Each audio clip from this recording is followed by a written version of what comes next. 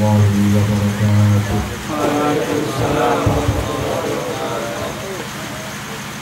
Ila hadratin Nabi Mustafa Rasulullah Muhammad bin Abdullah sallallahu alaihi wasallam wa alihi wa ashabihi wa azwajihi wa dhurriyyatihi wa ahli baiti tayyibin tahirin ashabil muhtadin wa tabi'in lahum bi ihsanin ila yaumiddin wa jami'il awliya'i wal qaum ajma'in khususan sadatina alamin wa sadatina sufyan al-haqiqin aynama kanu min masyariqil ardi ila magharibiha وجميع مشايخنا في الدين ومعلمنا وذوي الحقوق علينا أجمعين ووالدينا ووالديكم وأمواتنا وأمواتكم وأموات المسلمين في هذه القرية شاء لله لهم الفاتحة.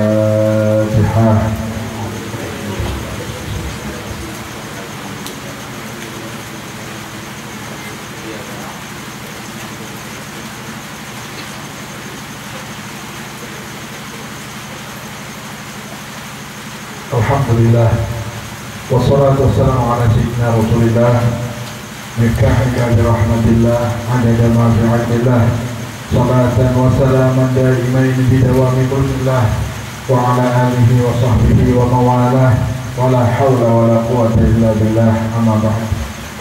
Dumateng sedaya para alim, para kiai, para asatidz, para sepuh lan sepuh khususipun panjenenganipun Bapak Kiai Haji Muhammad Abdul Wahid Al-Mubarak, ugi Al-Mubarak Al-Ustaz Mahmuri dan seluruh para asatidz guru-guru kita bersama yang hadir pada malam hari ini, yang mudah-mudahan Allah selalu berkahi umurnya, Allah beri sehat walafiat, berkah ilmunya, berkah rezekinya, berkah keturunannya, dan mudah-mudahan selalu bisa istiqamah membimbing umat insyaallah menuju jalan yang diridhai oleh Allah Subhanahu wa taala. Amin Allahumma amin ya rabbal alamin.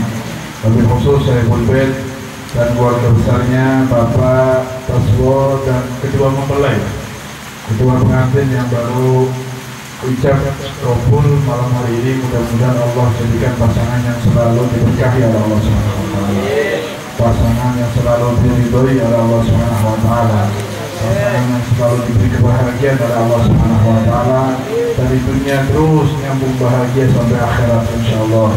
Berkah umurnya, berkah rezekinya, berkah keturunannya, jadikan hamba Allah yang selalu bisa istiqamah dalam ibadah, jadikan hamba Allah yang selalu istiqamah dalam jalan yang diridhai oleh Allah Subhanahu wa taala, dan mudah-mudahan diberi keturunan yang soleh-solehah, diberi keturunan yang baik-baik, diberi keturunan yang menjadi ahli ibadah, ahli ilmu, ahli takwa, dan selamat dunia sampai akhiratnya insyaallah. Amin Allahumma amin ya rabbal alamin. Seluruh tamu undangan waktu nikah walimah nikah malam hari ini, sebelumnya saya mohon maaf mungkin kedatangan kami rombongan dari Tegal agak terlambat karena memang sebelum berangkat depan rumah itu ada tetangga yang meninggal dunia, kita harus takziah duduk di situ sebentar.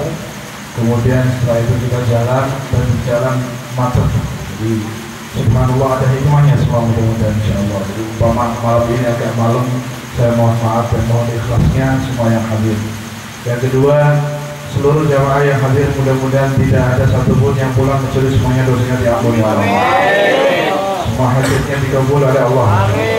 Dan mudah-mudahan Allah jadikan saksi duduknya kita di sini merupakan ibadah taqarrubillah yang insyaallah akan mendapatkan pahala yang berlipat ganda insyaallah.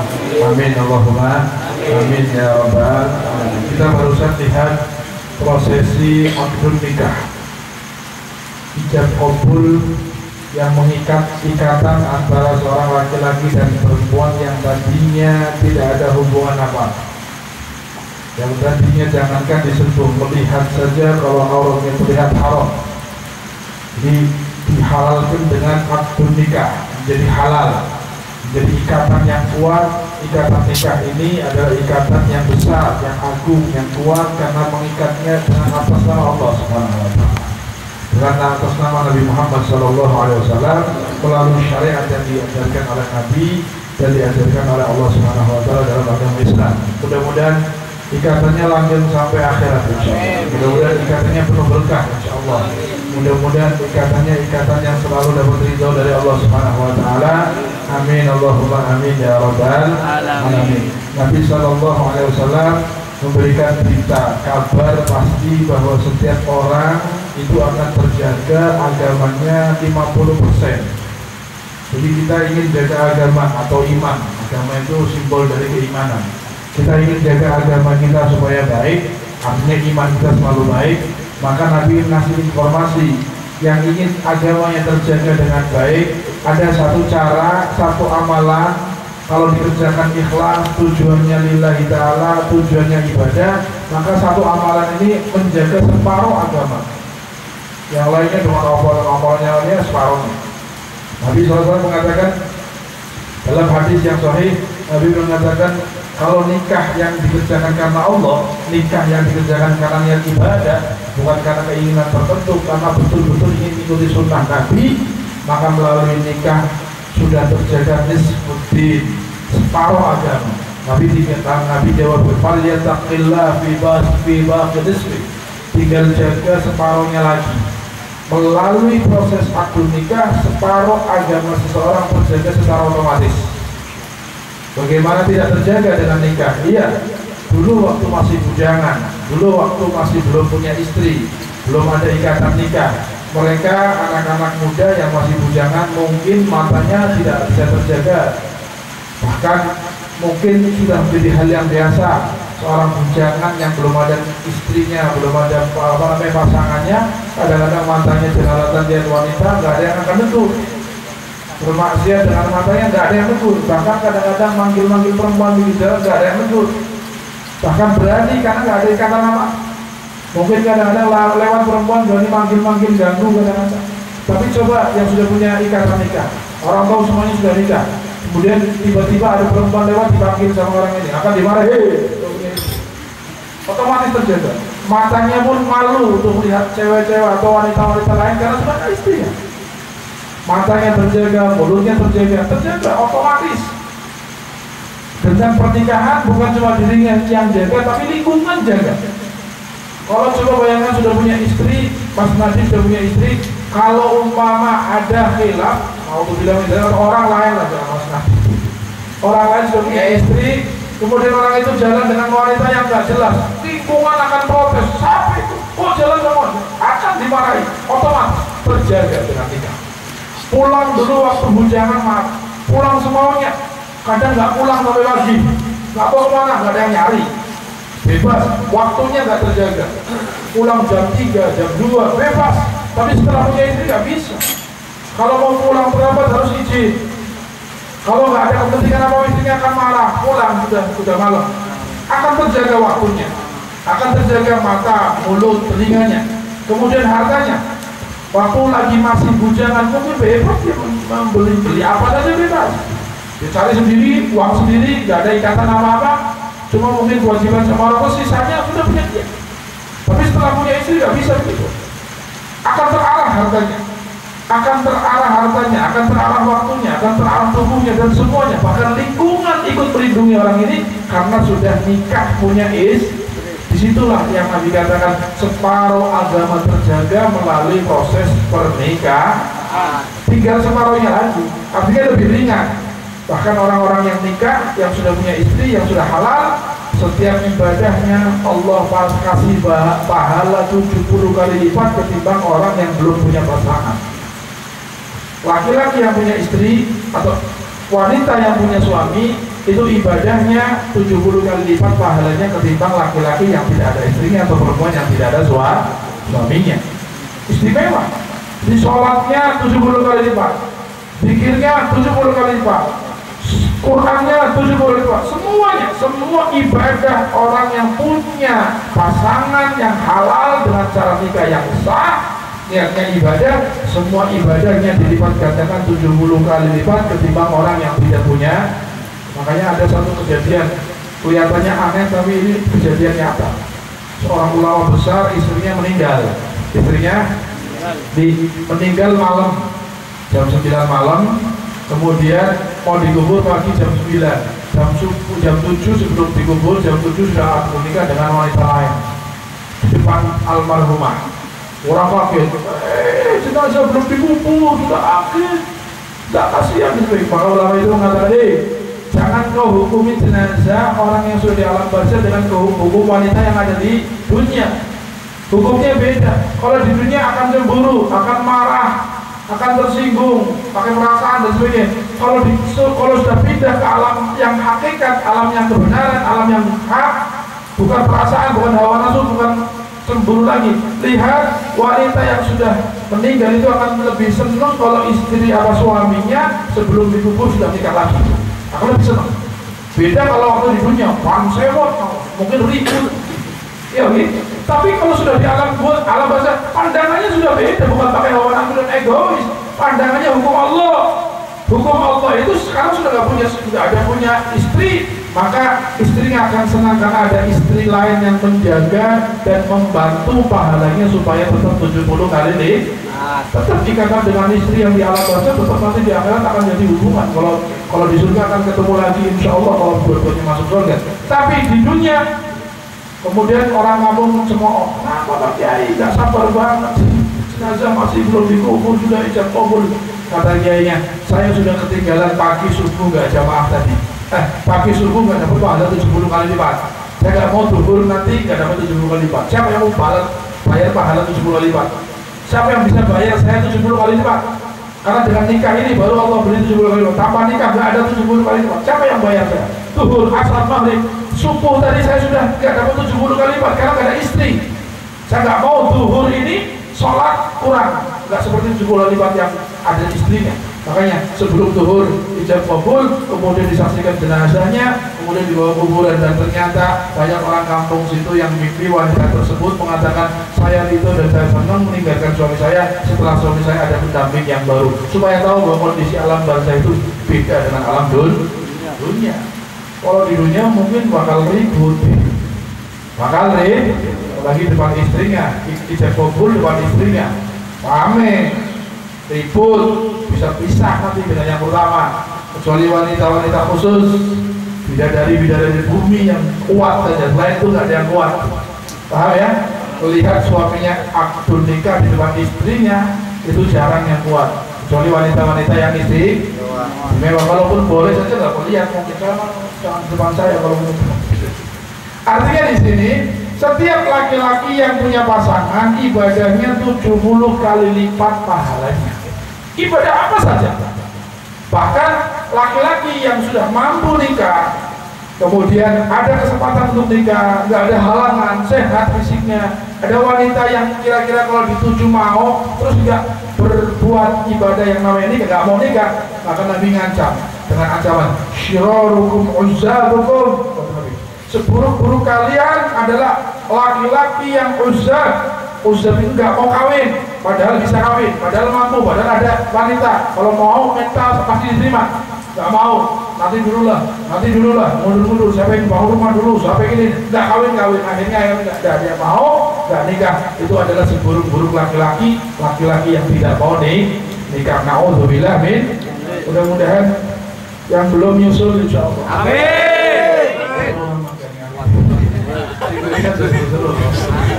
Yang belum, insya Allah mudahkan ketemu jodoh yang baik.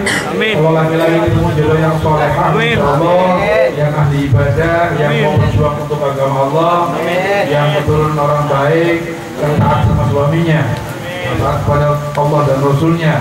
Yang perempuan mudah-mudahan ketemu pasangan yang soleh, yang ahli ibadah, insya Allah taat pada Allah dan Rasulnya, cinta dan sayang sama istrinya, dapat keturunan yang soleh-soleh, insya Allah. Amin. Allahumma amin ya rabbal alamin. Kemudian kalau kita sudah lihat laki-laki dan perempuan itu nikah, Nabi memberikan informasi, ada satu riwayat bahwa setiap laki-laki atau perempuan pengantin baru, setiap keduanya pengantin boleh, perempuan atau laki-laki yang habis nikah, yang baru ijab kabul, baik mempelai laki-laki atau mempelai perempuan, itu setelah ijab kabul, proses ijab kabul akdun nikah sampai 40 hari 40 malam diberi oleh Allah kemuliaan doa mustajab. Semua pengantin yang baru melaksanakan proses ijab kabul sudah sah, dari mulai qabil itu tasbihaha wa nikahaha binafsi bidalik, mulai itu sah. Maka mulai detik itu sampai 40 hari 40 malam dua pasangan atau pasangan keduanya laki-laki dan perempuannya Allah beri kemuliaan dengan doa mustajab selama 40 jam. Doanya mati, doanya mus. Doanya jomblo-jomblo jaluk doa yang terlarang. Amin Allahumma. Amin. Tapi maaf, doanya jangan tanggung-tanggung. Setiap hari semua pasangan suami istri itu sholat jamaah, doa. Suaminya doa, istrinya ngamini. Doa yang baik-baik. Minta diberi keturunan yang soleh-solehah.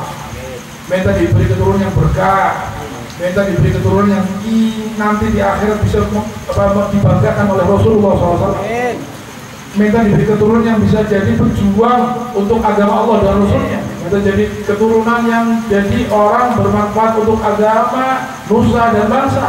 Minta sama ngomong dikasih doamu saja.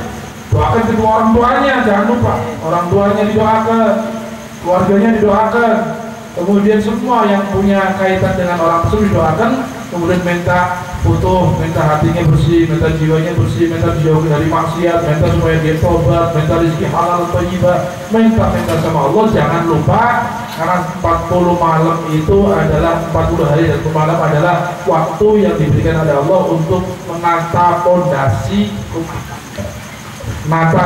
rumah. Jadi kita bangun rumah tangga dengan nikah 40 itu pondasinya. Kalau pondasinya disia-siakan maka bangunannya rapuh. 40 hari 40 malam itu diibaratkan pondasi bangunan rumah tangga. Pengen kokoh, pengen bagus bangunannya, pengen kuat, tata pondasi yang baik selama 40. Jangan lupa minta doa sama Allah Subhanahu. Kadang-kadang mantenanya itu lalen yang bulan madu ya. Bulan madu bahasa apa Pak? Syahrul Asal. Syahrul apa? Syahrul Asal. Ingat, ada Syahrul Asal, ada Syahrul Basol. Ada bulan madu, ada bulan bawang. Syahrul Asal itu manis. Nanti tiba-tiba pasangan itu mengalami yang namanya Syahrul Basol. Rame, ribut, kemarin, nangis, itu pasti biasa. Yang awal-awal namanya Syahrul Asal. Awal-awal namanya Syahrul Asal. Bulan madu, asal itu madu. Seneng, enak, raha. Saya gak setujuin, maaf ya, tapi Syahrul Basol, saya gak maaf, itu biasa, manusia. Allah kasih waktu kadang-kadang Syahrul Asar, kadang-kadang Syahrul Bas. Kadang-kadang hari itu menyenangkan, kadang-kadang hari yang dilewati menyedihkan. Wajar. Dan problematika itu memang harus dilewati orang yang punya suami dan istri. Harus dilewati, nggak bisa dihindarkan. Nggak ada bahasa, saya sudah pertahankan. Kenapa bisa? Nggak ada kecocokan antara kita. Nggak ada kecocokan bagaimana? Siapa yang bisa cocok? Sampai kiamat nggak ada yang cocok. Kakak adik saja nggak cocok kok. Kalau bahasa yang harus cocok nggak mungkin. Jangan pernah berpikir harus cocok. Nggak ada kecocokan. Nggak bisa cocok, sampai mati pun nggak bakal bisa cocok. Dua pasangan yang ibu bapaknya beda, karakternya beda, keturunannya beda, sifatnya pasti beda. Kakak adik satu perut saja nggak cocok. Lah bagaimana cara jaga supaya tidak bisa saling pengertian? Oh cocok orang bakal bisa. Yang asal ngikutin saya biar cocok nggak bisa, yang baik nggak bisa. Kadang orang lucu, begitu rame diuji sama Allah, rumah tangganya rada panas, Syahrul Basol tadi, imannya lemah, khayalan gagal, seakan-akan pisah itu jalan yang terbaik. Akhirnya bisa. Alhamdulillah men. Artis-artis kan gitu, karena dia punya uang sendiri, dia punya bisa cari yang lainnya dan sebagainya. Bisa. Setelah tanya kenapa Anda bisa, maaf kami sudah tidak ada kecocokan. Jawaban goblok. Sampai kapanpun kata para ulama nggak ada pasangan yang harus cocok, nggak ada kecocokan memang antara laki-laki perempuan nggak bisa dicocokkan. Dipertahankan itu hubungan supaya tidak retak dan bisa dipertahankan dengan masing-masing memberikan pengertian, kesabaran, ngalah. Sisi lagi umum, lagi panas, ya lagi jadi gini, sisinya jadi baik. Umum tuh, sisi jokol bakar, sisi jokol piring, ayo. Sisi mana? Oh piringnya jokol diambil, aku jokol. Rumah tangga. A'udzubillah min. Makanya yang bisa menjalani kehidupan saling pengertian, sabar dan sebagainya adalah orang-orang yang imannya kuat. Sing enten imane, sing ibadah sregep, sing ngaji ngerti ilmune. Insyaallah bisa sabar, bisa mencintai karena Allah, bukan mencintai karena baiknya seseorang. Kalau lihat cintanya karena baiknya seseorang, saat gak baik hilang cintanya. Kalau cintanya karena cantik, saat sudah gak cantik hilang. Tapi kalau cintanya karena Allah, saya ini mencintai istri saya karena saya laki-laki harus mencintai istri saya. Karena Nabi ngasih tahu, khairukum li ahlihi wa ana khairukum li ahli. Kata Nabi, sebaik-baik kalian wahai laki-laki adalah laki-laki yang paling baik sama istrinya.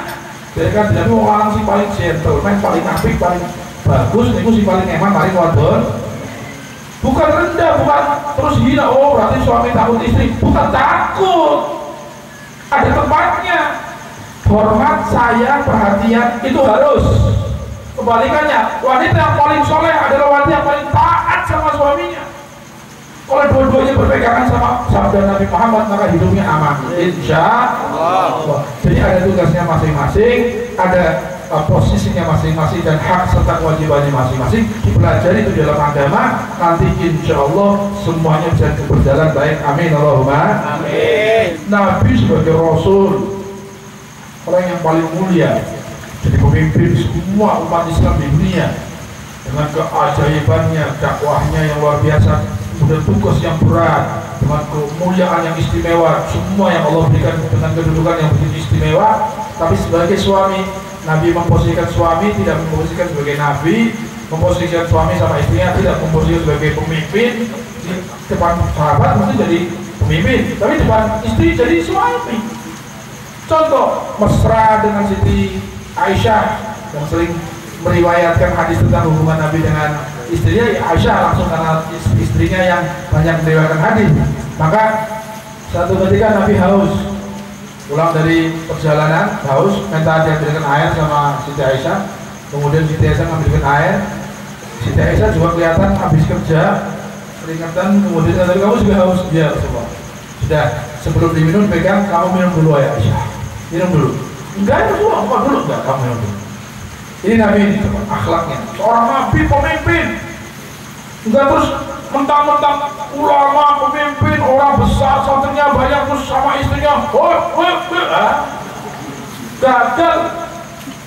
Nabi ini pemimpin dunia akhirat. Nabi alimnya orang, mulianya orang. Begitu lihat Aisyah juga haus, Nabi nyodorkan airnya ke Aisyah. Kata Siti Aisyah, ya Rasulullah, ya kamu dulu, kau dulu ya Rasulullah, nggak ya, ya. Sekali ini saja saya ini kamu dulu. Ya, saya memang harus menghormati suami dulu. Nabi layu, kali ini saja turuti omong saya, kamu minum dulu. Ya Rasulullah nggak pantas, ya turut, saya yang ingin turuti perintah suami. Oke, minum. Diminum sama Siti Aisyah. Kata Rasul, terus sampai hilang haus kamu, gampang nanti ambil lagi. Diminum separuh. Rasul sudah cukup, saya sudah hilang hausnya. Terus diambil gelasnya. Setelah diambil, misalnya maaf ini contoh. Ini yang tadi bibir Siti Aisyah nempel minum di sini. Kata Rasul, ini tadi kamu di sini bibir kamu, saya paskan dengan bibir saya supaya rasanya lebih nikmat. Siti Aisyah langsung pipinya merah, melambung tinggi, senangnya luar biasa. Cara itu sederhana tapi senang. Sampai demikian, sampai peduli sama istrinya. Ini tadi bibir kamu Aisyah, di sini tadi ya sudah. Saya minum tepat di bekas bibir kamu supaya rasa air ini semakin nikmat karena bekas bibir kamu. Subhanallah, Rasulullah romantis Rasulullah. Nggak ada orang yang sesempurna Rasulullah SAW. Bicara romantis, Nabi romantisnya luar biasa. Bicara kasih sayang luar biasa.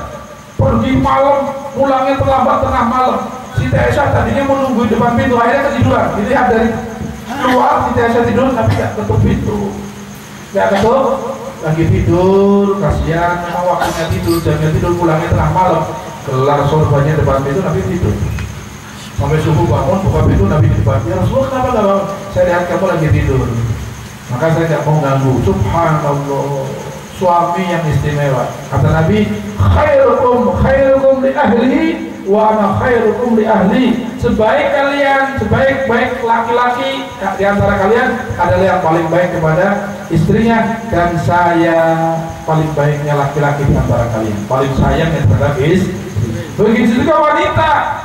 Wanita itu maaf, kalau sudah nikah dengan laki-laki, bahasa kasarnya, kalau dulu waktu belum nikah itu surga di telapak kaki ibunya, sekarang pindah di telapak kaki suaminya kalau suaminya suami.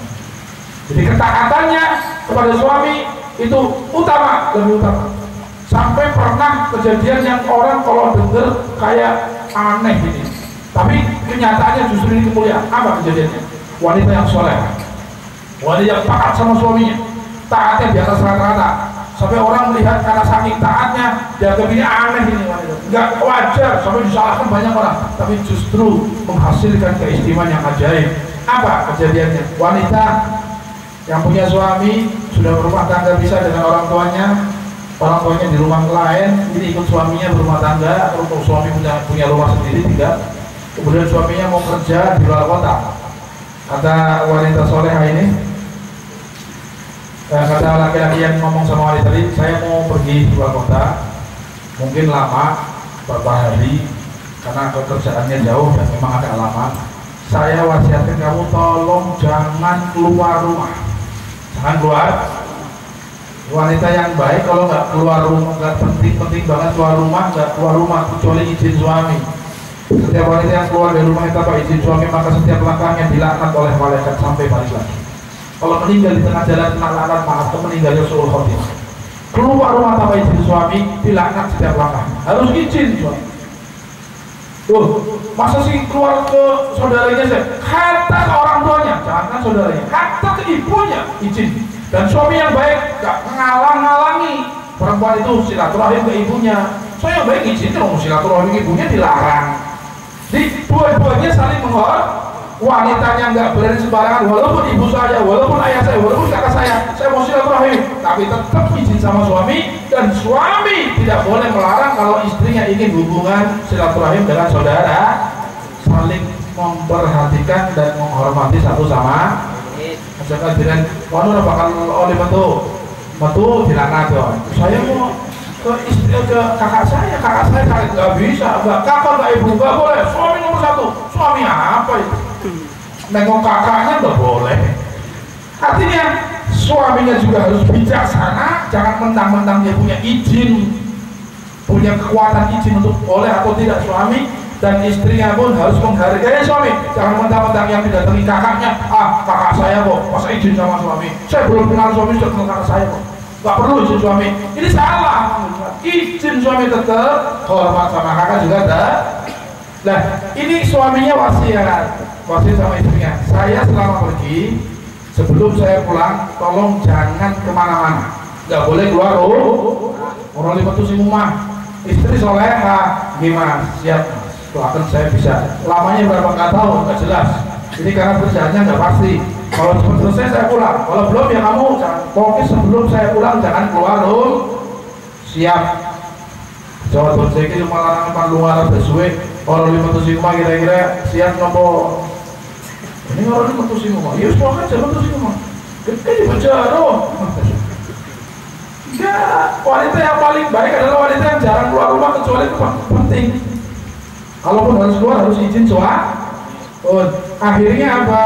Akhirnya suaminya pergi kerja. Agak lama ternyata nggak pulang-pulang. Tiba-tiba adik laki-lakinya datang ke kakaknya nih, perempuan. Ngabari, Bayu, ibu sakit. Bapak atau ibu saya, orang tuanya sakit. Nggak mau nengokin, ibunya sakit. Kata istri yang ditinggal suami tadi, gini saja, sampaikan salam saya sama ibu, saya itu akan dari sini, mudah-mudahan bisa sembuh. Saya sudah janji sama suaminya sebelum suami pulang nggak boleh keluar saya sudah janji nggak boleh keluar rumah, suami saya belum pulang. Loh, kan ke rumah ibu, masa sih nggak boleh? Iya sih sebetulnya boleh, tapi saya belum izin. Saya dan janji nggak boleh keluar rumah, apa alasan apapun, saya nggak ngomong. Salah saya, kalau ke ibu boleh ya, saya nggak ngomong gitu, salah. Waktu ngomong jangan keluar rumah, ya saya ngomong iya nggak keluar rumah, sampai suami datang, jadi nggak bisa keluar rumah sudah. Ya sudah, sampaikan salam, minta maaf, sudah janji sama suami karena nggak boleh keluar mau menepati janji kepada suaminya. Saya doakan dari rumah. Artinya saya mau taat paling orang, apa ini kan bahasa gini, ibunya sakit sampai nggak mau keluar kan seakan-akan salah ya. Tapi karena janji setia sama suaminya dipegangi, paling sampaikan kepada ibunya. Ibunya agak sedih, tapi ibunya nyadari ya sudahlah, punya janji sama suami. Ibu yang baik begitu, jangan terus semangat sih. Kamu milih suami apa ibu? Ini ibu nggak bener ini. Ibu yang baik kalau sudah melepas anak perempuannya kepada suami dan suaminya bertanggung jawab, nggak boleh ngatur-ngatur, apalagi memisahkan, apalagi melarang hak suami, dan suami harus menghormati ibunya juga, sama-sama menghargai satu sama lain. Ini ajakan dari lanang konus ngitimnya, soalnya nang kelapakannya orang nama ibu nih, ya lanang goblok. Jangan juga ibunya, kamu itu kenal suami kemarin sore dari kecil sama saya, mau milih mana? Suami apa ibu? Kadang-kadang anak perempuan sampai bingung, kon milih lanang apa ibu sampai bingung. Naudzubillah min. Nah, sudah ibunya nyadari ya sudahlah, karena janji sama suaminya nggak bisa keluar, maka nggak keluar. Sakitnya tambah parah. Sakitnya tambah parah. Setelah parah tidak lagi, adiknya nyusul lagi. Mbak, ibu sakitnya tambah parah, sudah nggak sadar. Takutnya meninggal, nanti mbak nyesel nggak ketemu. Suami saya belum datang. Suaminya belum datang. Coba kalau ngaji fokusnya ke sini, coba bangun sama seperti ini. Lihat ya. Nanti gak nyambung. Suaminya belum datang, didatangi kedua kali, katanya ibu sudah nggak sadar, tetap nggak keluar. Jawabannya, suami saya belum datang, saya nggak berani keluar. Kalau saya keluar mengingkari janji dengan suami saya. Terus bagaimana? Ya sudah, saya tetap doakan di sini. Saya pengen, siapa yang nggak pengen lihat ibunya, apalagi sudah nggak sadar. Oh ya, balik lagi, masalah angel, aturannya apa? Anak saudara lagi, masa sih? Saya yakin keluar saja nggak apa-apa suami. Padahal kalau suaminya tahu ya nggak apa-apa, cuma karena kadung sudah pegang janji. Nggak boleh keluar, ya nggak boleh buat alasan apapun tetap nggak keluar. Ibunya sekalipun.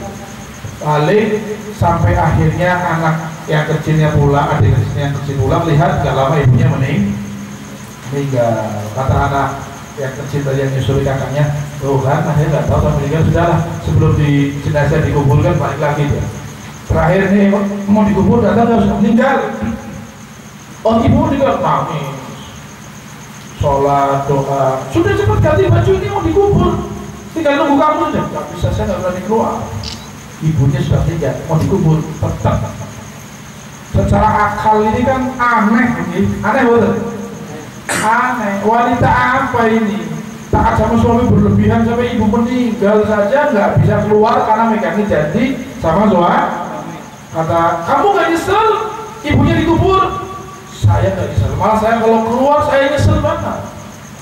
Karena gak dapat izin dari suami, dari perjalanan saya dilaknat sama Allah, gak dapat nilai ibadah kalau saya keluar itu. Walaupun ke ibu sekalipun dapat laknat Allah, gak dapat pahala, malah dapat dosa. Saya lebih baik di sini supaya tidak dilaknat sama Allah, dan saya minta sama Allah mudah-mudahan ibu masa ada ibu suami mati sudah tetap nggak mau, nggak bisa nunggu suami. Nanti kalau suami datang kita jalan, kalau nggak datang ya sudah nggak apa-apa, dikubur pulang, ditungguin sampai sore nggak datang suaminya, dikubur setelah 2 atau 3 hari suaminya baru datang. Nangis istrinya, nangis kenapa? Mau ngomong nangis lagi nggak kuat, akhirnya cerita, saya ini disusuri 3 kali karena saya tadi sudah waktu jenengan mau berangkat sudah kandung janji tidak keluar dari rumah, tetap sampai suami saya datang, sampai kau datang saya nggak keluar, saya disusuri mulai sakit, mulai nggak sadar sampai meninggal, sampai dikubur, saya nggak berani. Kata suami, ya Allah kalau gitu saya izinkan. Ya tapi kan nggak tahu, saya nggak tahu, ngomongnya jangan keluar, ngomongnya sampai saya datang, ya saya nggak keluar sampai jenengan datang. Akhirnya datang, ziarah kuburannya, doa, suaminya juga merasa salah, tapi tetap komitmen untuk jaga amanat dari suami. Apa yang terjadi? Allah tunjukkan keajaiban wanita soleh yang taat sama suami. Saat itu anak yang kecil tadi, yang nyusul berkali-kali, dan keluarga yang saudara-saudari ibunya itu Allah tunjukkan dalam mimpinya bahwa ibunya itu diberi kenikmatan luar biasa di surga, dapat fasilitas yang luar biasa. Dan bukan satu yang mimpi, terutama yang anak yang nyusul yang tadi protes, apa ini kok Mbak? Allah tunjukkan, ibunya nikmat kemudian dia ngomong, wahai anakku yang kecil, kamu gak usah bingung, ibu ini dapat fasilitas nikmat ini, dapat ampunan Allah, nggak jadi disiksa, kuburnya luas, dapat taman surga, istana ini yang ibu duduk, itu berkat taatnya kakak kamu perempuan sama suaminya. Berkat taatnya kakak kamu yang perempuan yang megang teguh amanat suaminya, itu berkat taatnya anak perempuan kepada suaminya, ibunya diangkat derajatnya, dimuliakan, bahkan diistimewakan sama Allah Subhanahu. Akhirnya baru sadar, oh ternyata wanita yang taat sama suami justru ngangkat derajat orang tua. Jadi orang tuanya harus dorong, harus taat sama suami, harus dorong. Begitu juga suami harus dorong istrinya taat sama ibunya, istri harus dorong suaminya taat sama ibu dan bapaknya. Jadi anak tetap harus taat sama orang tua juga harus dorong seorang istri harus taat sama suami. Ning kabeh ngintil aturan nikah Nabi, insyaallah beres kabeh, seneng kabeh, selamat kabeh. Amin Allahumma. Makanya kalau ingin selamat, pengen tahu ajaran Nabi yang benar, tetap setelah nikah pengajian datang, hadir majelis ilmu, jangan berhenti mencari ilmu sekalipun sudah berkeluarga, beranak, bahkan kadang-kadang sudah mulai sibuk, tetap sempatkan waktunya untuk mencari ilmu supaya kehidupannya barokah insya Allah. Amin Allahumma amin ya rabbal alamin. Mudah-mudahan pasangan kedua pengantin yang barusan akid malam hari ini Allah beri kekuatan untuk istiqomah dalam ibadah, dalam mencari ilmu. Wanitanya dijadikan wanita yang taat sama suaminya, suaminya cinta sama istrinya, hormat sama orang tuanya selalu ridho insyaallah, dan mudah-mudahan rezekinya halal barokah, dan mudah-mudahan Allah jadikan keturunannya soleh-solehah. Amin Allahumma amin ya rabbal alamin. Itu saja, mudah-mudahan apa yang saya sampaikan Allah beri manfaat pada kita semua yang hadir, terutama pada kedua mempelai, dan mudah-mudahan malam hari ini semua dosa kita diampuni oleh Allah, semua hajat kita dikabulkan oleh Allah. Yang punya hajat mudah-mudahan tidak lama hajatnya dipenuhi oleh Allah Subhanahu wa taala. Yang sedang sakit mudah-mudahan diberi sehat oleh Allah Subhanahu wa taala. Dan yang punya keinginan untuk punya keturunan mudah diberi keturunan yang soleh-solehah. Mudah-mudahan yang belum dapat jodoh diberi jodoh yang soleh dan solehah. Selalu bahagia dunia akhiratnya insyaallah. Amin ya rabbal alamin. Hadza wa lahu minkum. Wassalamualaikum warahmatullahi wabarakatuh. Waalaikumsalam.